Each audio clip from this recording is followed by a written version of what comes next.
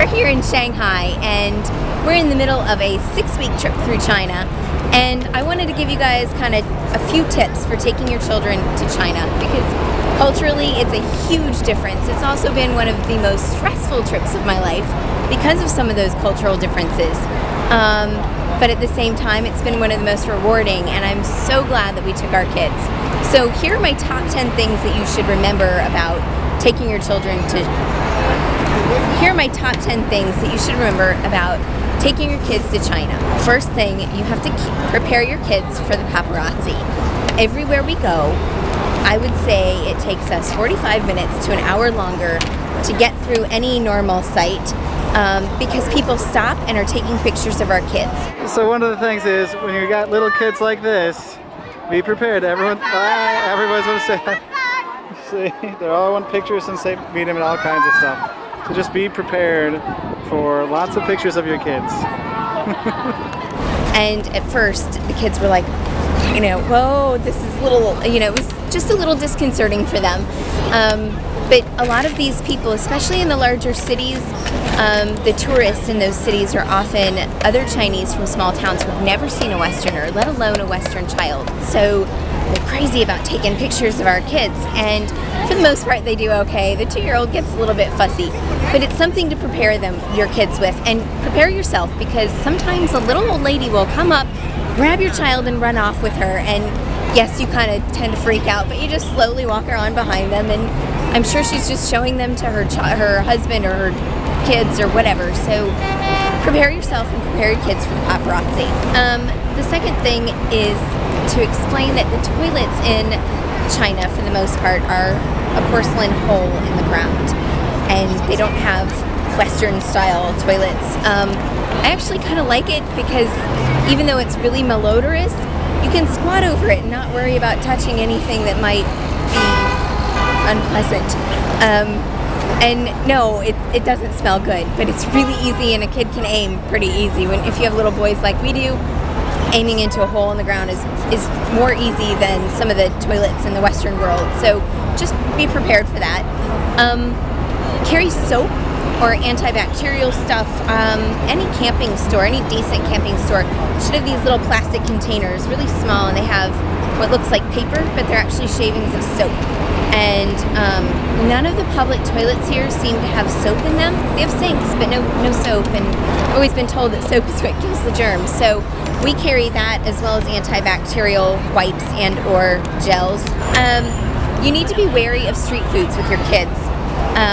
A lot of them are probably our systems being a little more developed. It's not a big deal for a lot of street foods, but little tummies get upset more easily sometimes, so just be wary. Fruits and vegetables and things probably are okay. I would watch out for meats and eggs, unless they're well cooked and you're watching them be cooked really well. Water in China isn't drinkable, so you need to drink only bottled water. We try to avoid ice in the kids' glasses. I've had drinks with ice and it's been fine for me, but like I said earlier, little tummies tend to get upset more easily. So drink bottled water, and also cans of soda, bottles of soda, because when it comes off the spigot, that's being mixed with the water coming from the tap. So that's not always a good idea to do either with your kids. On that note, it's a good idea to carry anti-nausea medicines for children.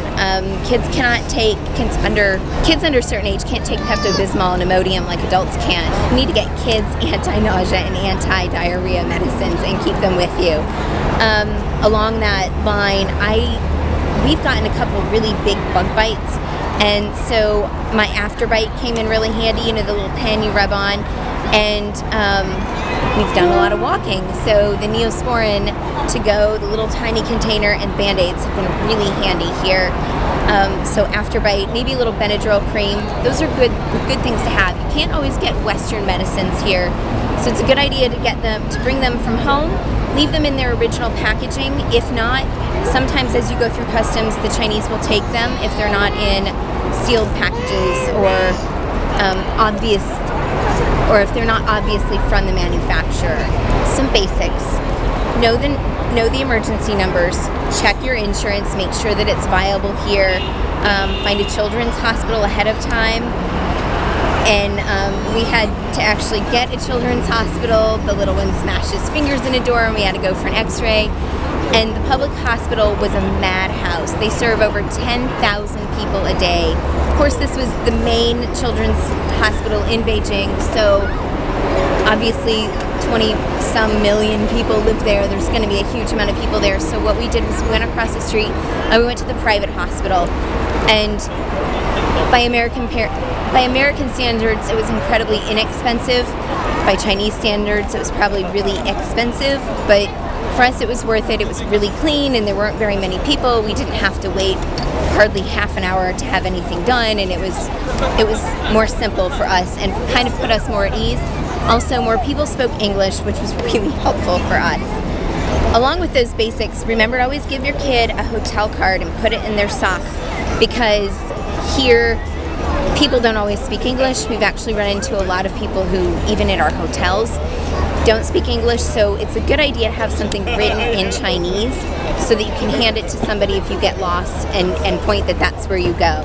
So another note on the basics, you need to know the emergency numbers. It's 110 for police, 119 for fire, and 120 for an ambulance. Something I learn about every country I go to, but they're all different numbers, so get those in your head and make sure that you know them. Something that's been helpful, but maybe you won't find it so necessary. We found a Western sort of market. We went to Carrefour, which I think is a French market, but they had some Western foods.